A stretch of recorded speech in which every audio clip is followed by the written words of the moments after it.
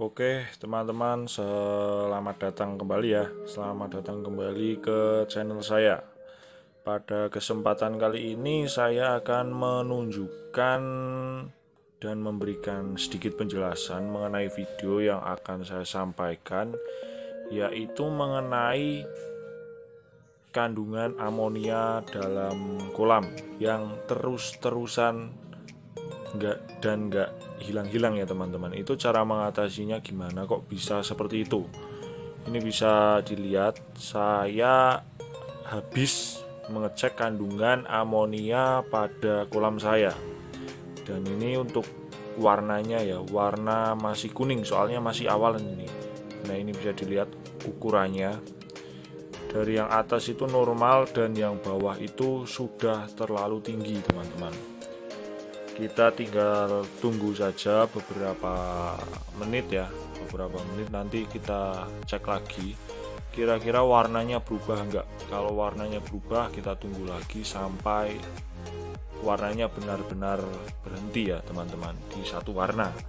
Dan ini udah mulai berubah lagi ya teman-teman, dari yang tadi warna kuning sekarang warna hijau.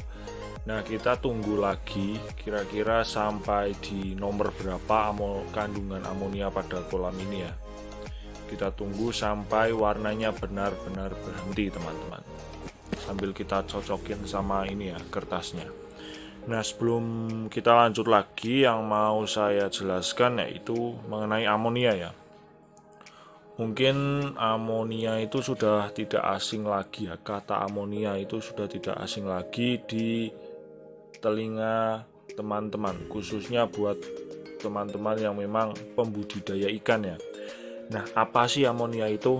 Nah, amonia itu adalah racun teman-teman, racun bagi ikan jika dibiarkan menumpuk dalam sistem produksi teman-teman. Nah, ketika amonia itu terakumulasi dalam tubuh, ikan tidak dapat mengekstrak energi dari pakan. Nah, jika konsentrasi amonia cukup tinggi, ikan akan menjadi lesu dan kemudian mati teman-teman. Nah, ini warnanya sudah berubah lagi ya.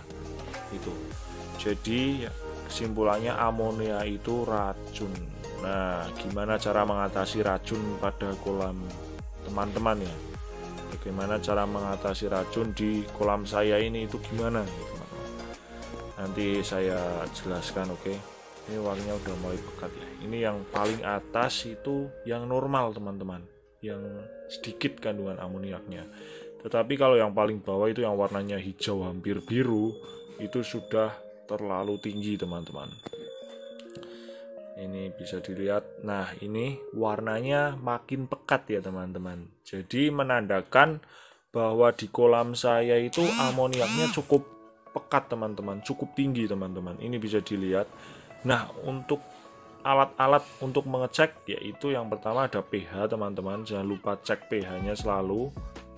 Biasanya kalau amoniaknya tinggi itu otomatis pH juga tinggi teman-teman. Soalnya bakterinya juga sedikit ya di kolam. Tapi kalau amoniaknya udah turun, terus bakteri atau vlog yang di kolam juga udah makin tinggi, itu otomatis pH-nya akan turun teman-teman. Idealnya itu 6,5 sampai 8 lah itu untuk pH nilai ya. Biasanya saya makainya di situ di 6,5 sampai di 8. Ini pertama saya cek pakai pH kertas teman-teman, nanti biar lebih jelas lagi kira-kira di pH kertas berapa, di pH digital berapa itu. Nah, ini rekomendasi banget ya buat teman-teman yang memang pembudidaya ikan, itu harus punya alat-alat seperti ini biar bisa cek kondisi air kolam teman-teman sewaktu-waktu teman-teman. Oke, sekarang kita cek pH-nya menggunakan pH digital.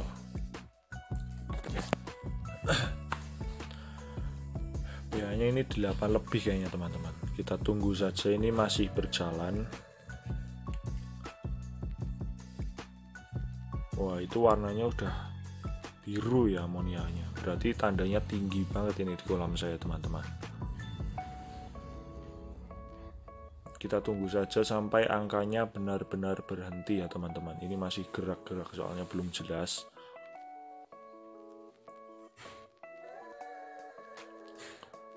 Kira-kira di angka berapa? 79 ya teman-teman. Di angka 79. Oke. pH kolam saya berarti di 79. Sekarang kita cek pakai ini, pH kertasnya kira-kira sama enggak gitu teman-teman. Kita kalau pakai pH kertas ini yang kita cocokin itu warnanya teman-teman. Kira-kira warnanya cocok ke nomor berapa? Dan ini benar ya. Ini warnanya dari angka 7 sampai ke 8 ini teman-teman. Ini bisa dilihat teman-teman sendiri ya warnanya ya. Ya ini. Itu warnanya bisa dicocokin. Nah, saya pakainya 2 ya biar lebih jelas lagi teman-teman. Oh iya, untuk alat pengukur amonia ini teman-teman bisa beli di toko online teman-teman. Banyak di situ, tinggal milih saja teman-teman. Oke, dan cara menurunkan amonia itu gimana? Oke, nah saya pakai ini teman-teman. Ini untuk menambah bakteri di kolam teman-teman, biar amoniaknya turun. Nah, yang pertama itu yang harus teman-teman lakukan dalam mengendalikan amonia, yaitu yang pertama mengurangi tingkat pemberian pakan teman-teman. Karena sumber utama dari hampir semua amoniak yang larut di kolam adalah protein dalam pakan teman-teman. Jadi harus dikurangi makanya. Yang kedua itu meningkatkan aerasi teman-teman. Bentuk beracun amonia yaitu berupa gas yang larut dalam air, sehingga salah satu cara untuk menyingkirkan amonia dalam kolam yaitu dengan cara meningkatkan aerasi kolam teman-teman. Dan yang ketiga caranya itu mengurangi kedalaman kolam teman-teman. Selanjutnya yang keempat itu mengganti air kolam dengan air yang baru. Nah, amonia dapat dibilas dari kolam dengan cara membuang air yang lama dan menambahkan air yang baru teman-teman. Untuk yang terakhir ini seperti yang tadi saya berikan contoh, yaitu tambahkan bakteri atau probiotik pada kolam teman-teman. Saya rekomendasikan itu pakai biobag. Soalnya saya juga nyobanya pakai biobag, itu kalau saya rekomendasikan buat teman-teman ya. Tapi jika teman-teman ingin pakai yang lain, coba silahkan, nggak masalah.